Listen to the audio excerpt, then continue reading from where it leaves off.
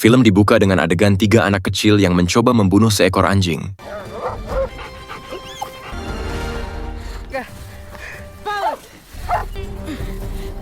Di tengah situasi itu, seorang anak berambut pirang datang dan menyelamatkan anjing tersebut. 20 tahun kemudian, cerita berpindah ke aksi kejar-kejaran di jalanan kota Santo Petersburg. Mayor Igor Grom, seorang polisi yang terkenal gigih, sedang mengejar 3 perampok bank. Walaupun sempat tertinggal, Igor tidak menyerah. Igor mencari jalur alternatif sampai akhirnya berhasil masuk ke mobil para perampok setelah mobil itu menabrak sebuah bus. Sayangnya, Igor tertembak dan tewas. Ternyata semua itu hanya ada dalam bayangannya. Igor berkali-kali mati dan mengulang momen kejar-kejaran itu, seolah sedang mencari cara paling tepat untuk menangkap mereka.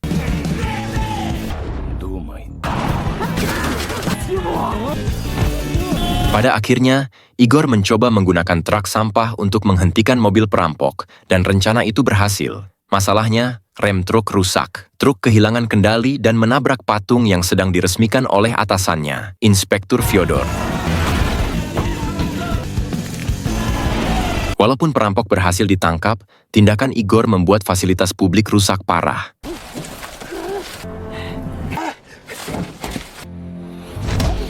Di kantor polisi, Dima, anak baru di kantor itu, baru tiba dan langsung melihat betapa berantakannya suasana di sana.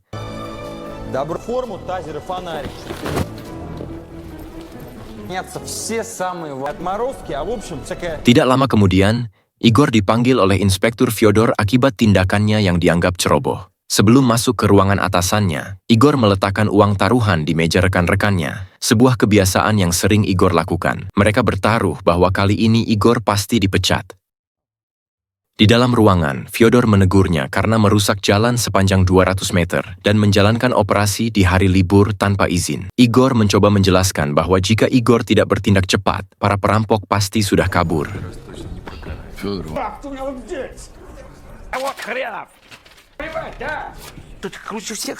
Karena kesal, Fyodor memintanya menulis surat pengunduran diri. Igor menuruti perintah itu dan menyerahkan lencananya. Namun setelah Igor pergi, Fyodor, yang sebenarnya tahu bahwa Igor adalah salah satu polisi terbaik, membuang surat itu. Fyodor tidak benar-benar berniat memecat Igor. Sementara itu, Igor keluar dengan santai dan mengambil uang taruhan yang Igor menangkan. Uang itu kemudian Igor berikan kepada seorang pria tua yang menjadi korban penjamretan, sebagai bentuk empati kecil dari seorang polisi yang masih punya hati. Setelah urusan di kantor selesai, Igor pergi ke persidangan Kirill Kreskin, anak seorang miliarder yang Igor tangkap karena menabrak gadis kecil bernama Lisa sampai tewas. Kakak Lisa, Alexei, memberikan kesaksian bahwa Kirill mengemudi dalam keadaan mabuk, namun uang berbicara lebih keras. Kirill berhasil menyuap hakim dan bebas dari semua tuduhan.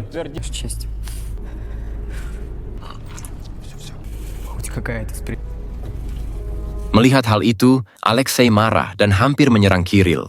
Igor cepat-cepat menahan agar Alexei tidak membuat masalah baru. Dia tidak ingin Alexei dipenjara karena tersulut emosi. Tak lama kemudian, Olga, pengasuh panti asuhan tempat Lisa dan Alexei dibesarkan, datang dan mengkhawatirkan kondisi psikologis Alexei. Igor lalu memberikan nomor kontaknya kepada Olga, berjaga-jaga kalau suatu saat Alexei bertindak nekat lagi.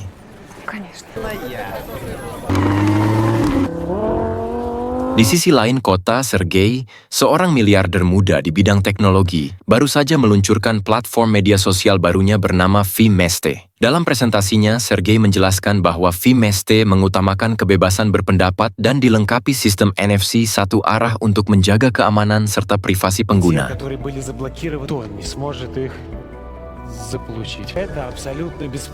Sergei terlihat percaya diri. Apalagi ada dukungan dari sahabat masa kecilnya, Oleg, yang selalu ada di setiap langkah pentingnya. Namun suasana mendadak berubah ketika Sergei menerima informasi bahwa Kirill, pembunuh Lisa, baru saja dibebaskan. Dengan emosi yang tidak bisa ditahan, Sergei langsung menampilkan berita itu ke layar besar di depan seluruh hadirin. Kematian Lisa memang meninggalkan luka mendalam baginya, terutama karena mereka berasal dari panti asuhan yang sama. Sergei merasa frustasi menyadari bahwa teknologi dan niat baik saja tidak cukup untuk melawan rusaknya sistem hukum. Melihat kemarahan sahabatnya, Oleg pun berjanji akan membantu Sergei mewujudkan keadilan dengan cara yang tidak pernah mereka bayangkan sebelumnya. Sementara itu, di sisi lain cerita, Igor ternyata cukup dekat dengan Fyodor, atasannya. Di rumah Fyodor, Igor sudah dianggap seperti anak sendiri karena mendiang ayahnya adalah sahabat dekat Fyodor. Di tengah kunjungan itu, Igor menerima kabar dari Olga bahwa Alexei menghilang. Olga khawatir Alexei nekat membalas dendam kepada Kirill. Михаил, вы сказали, что если что, я могу позвонить. Случилось. Я очень за Лёшу. Malam itu juga, Igor langsung menuju rumah Kirill. Saat tiba, Igor terkejut melihat sosok misterius memakai baju zirah dan topeng membakar mobil Kirill, dengan Kirill masih di dalamnya. Kirill tewas seketika. Igor mencoba melawan sosok bertopeng itu, tapi gerakan orang tersebut sangat cepat dan tangguh. Sosok itu lalu membalas dengan menembakkan penyembur api, namun Igor berhasil menghindar. Keesokan paginya, Igor melaporkan kejadian tersebut di kantor polisi. Sayangnya, rekan-rekannya justru mengejek sketsa pelaku berdasarkan ceritanya. Bahkan Fyodor awalnya tidak terlalu percaya. Namun Fyodor tetap memberitahu bahwa Alexei ditemukan di lokasi kejadian dan ditangkap. Setelah itu, Fyodor mengembalikan lencana Igor. Fyodor menyadari bahwa Igor masih dibutuhkan dalam kasus ini. Tak lama kemudian, Dima datang membawa sketsa pelaku yang jauh lebih akurat. Igor masuk ke ruang interogasi dan menanyakan pada Alexei apakah Alexei melihat pelaku sebenarnya. Tapi Alexei mengaku tidak tahu siapa orang bertopeng itu. Alexei hanya yakin bahwa sosok tersebut adalah pahlawan sejati karena sudah membunuh Kirill.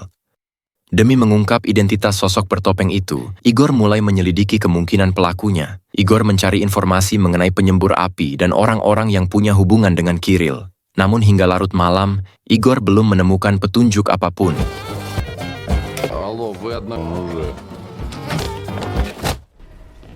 Dalam perjalanan pulang, Igor melihat seorang wanita diserang dua penjahat. Igor langsung turun tangan dan menyelamatkannya, lalu mengajaknya ke rumah untuk mengobati luka-lukanya. Tanpa sepengetahuan Igor, wanita itu diam-diam memotret dokumen tentang kasus Kirill saat Igor lengah. Ternyata, wanita tersebut adalah Yulia, seorang kreator konten kriminal yang sengaja menyewa penjahat bayaran agar bisa masuk ke rumah Igor demi mendapatkan bahan liputan eksklusif.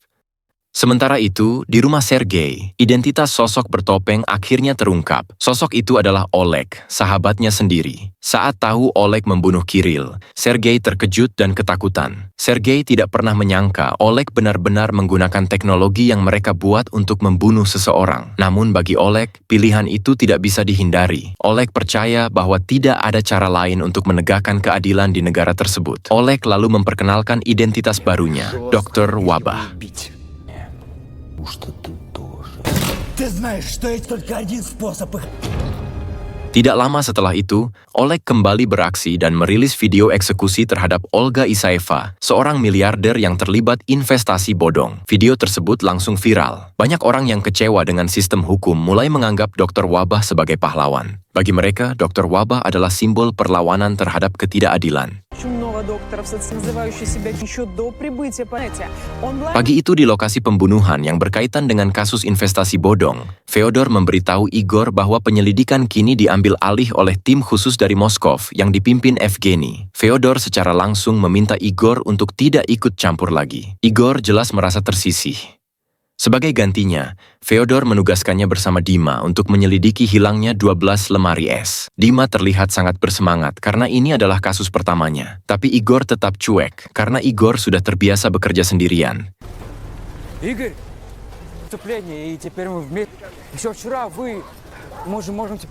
Igor lalu mengajak Dima ke tempat latihan tinju milik sahabat lamanya, Habib, untuk mencari petunjuk soal sosok bertopeng itu. Habib memberikan daftar nama-nama yang mungkin terlibat.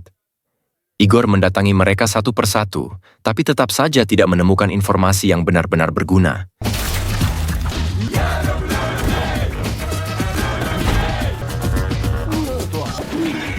Igor kemudian ingat tentang akun Firmeste milik Dr. Wabah. Igor berniat menyelidikinya langsung ke kantor pusat platform tersebut. Karena merasa Dima tidak banyak membantu, Igor meminta Dima kembali ke kantor dan membuat laporan palsu seolah-olah mereka seharian mengurus kasus lemari es.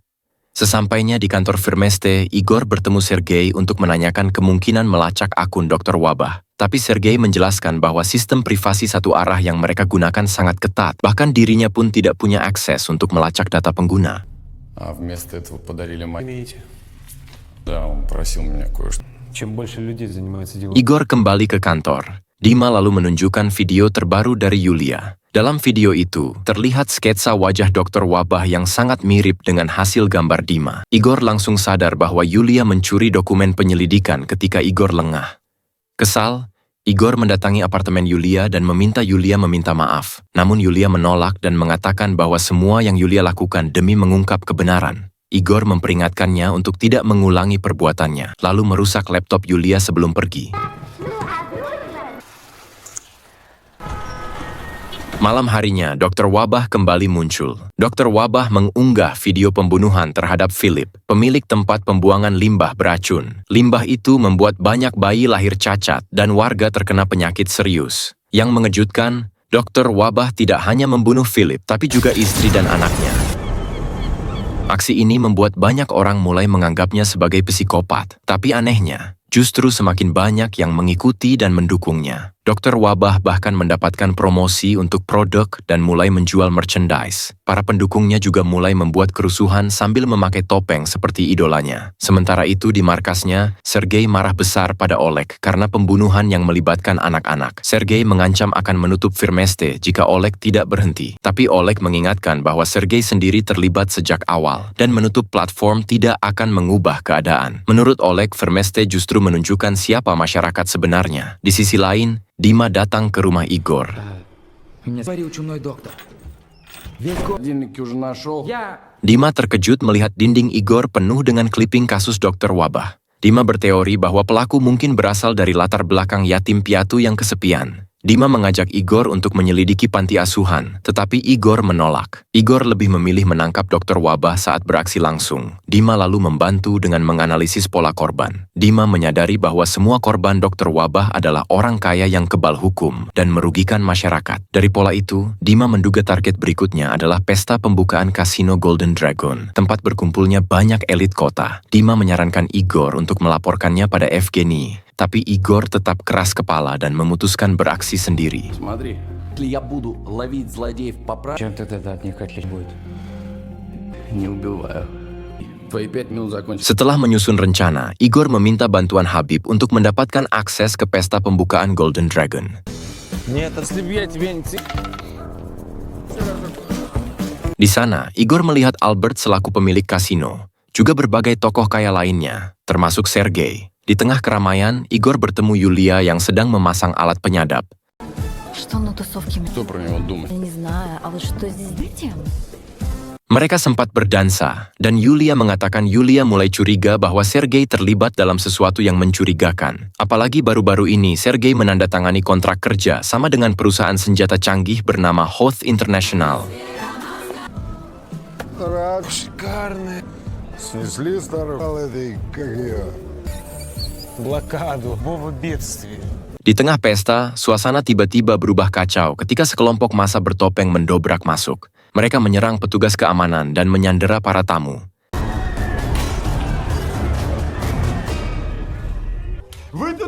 Dalam kondisi genting itu, Sergei mencoba menenangkan mereka dengan menawarkan uang, tapi justru dipukuli. Igor yang melihat situasi langsung bertindak, menyelamatkan Sergei dan melawan para penyerang.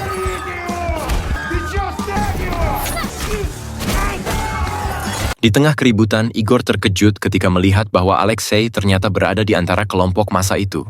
Tak lama kemudian, Yevgeny datang bersama pasukan polisi setelah mendapat informasi dari Dima yang sebelumnya diancam. Дима, вы совершенно... надоело с тобой любить. Ты продолжаешь врать. Я это умею. Para pelaku akhirnya ditangkap, meskipun Dr. Wabah tidak muncul sama sekali.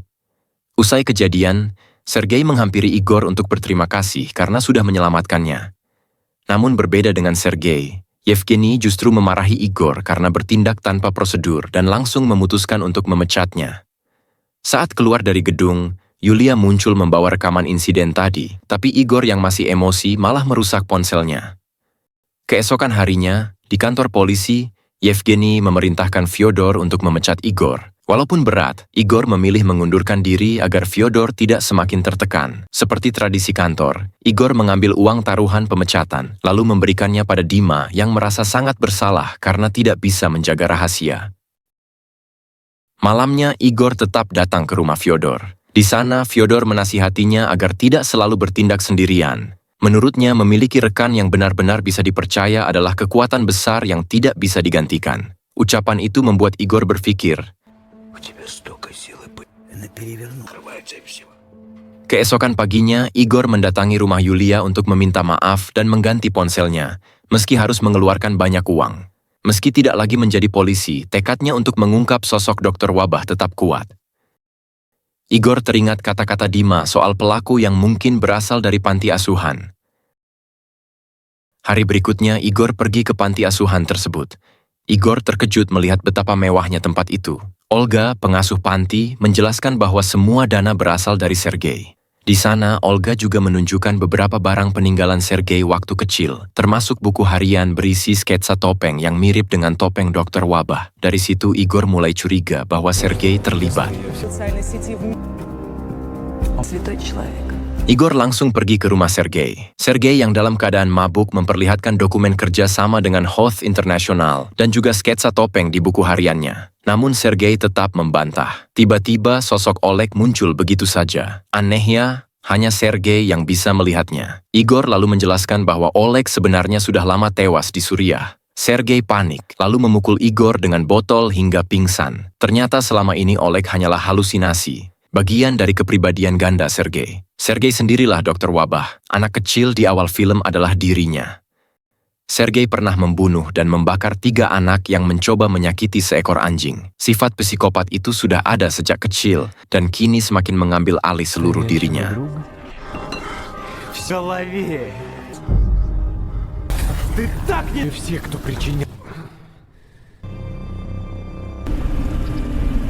Kegilaannya memuncak ketika Sergei membunuh pemilik kasino Golden Dragon dan menggantung jasadnya di atas gedung sambil membakarnya hidup-hidup.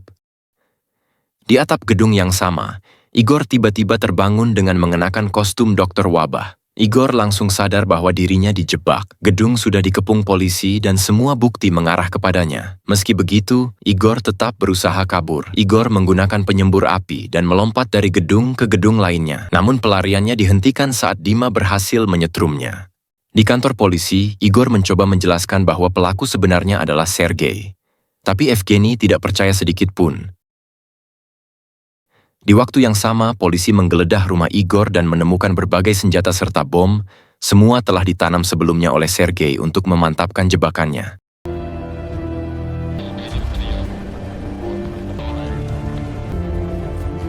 Di seluruh kota, pengikut dokter wabah mulai berdemo, menuntut pemimpin mereka dibebaskan.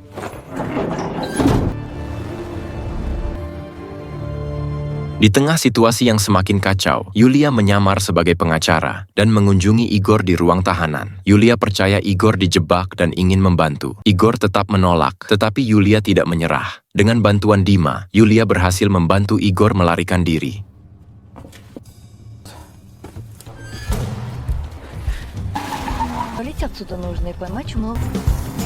Mereka membawanya ke gudang milik Fyodor untuk bersembunyi dan menyusun langkah berikutnya. Di gudang milik Fyodor, Igor akhirnya bersiap menghadapi Sergei seorang diri. Walaupun Yulia dan Dima ingin ikut membantu, Igor tetap bersikeras bekerja sendiri. Sifatnya yang keras kepala memang belum hilang, meski situasi semakin gawat.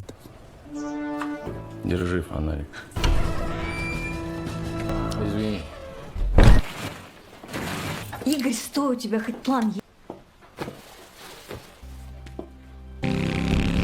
Begitu tiba di kantor, Igor langsung berhadapan dengan Sergei yang sudah menunggu sambil memakai kostum dokter wabah. Sergei menjelaskan rencananya untuk menciptakan dunia baru tanpa para koruptor. Namun bagi Igor, cara brutal yang dipakai Sergei sama sekali tidak bisa dibenarkan. Pertarungan sengit pun terjadi.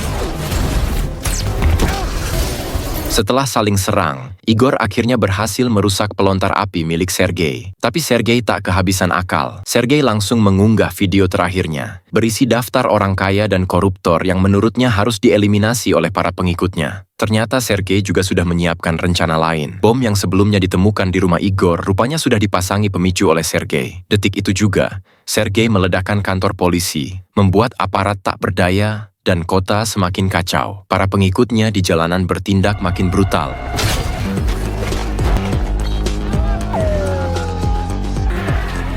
Meski keadaan benar-benar berantakan, Igor tetap bertahan melawan Sergei. И радикальных, управляющих города морги.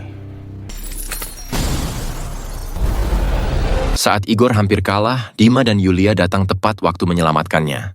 Dengan kekuatan yang tersisa, mereka bertiga akhirnya berhasil melumpuhkan Sergei.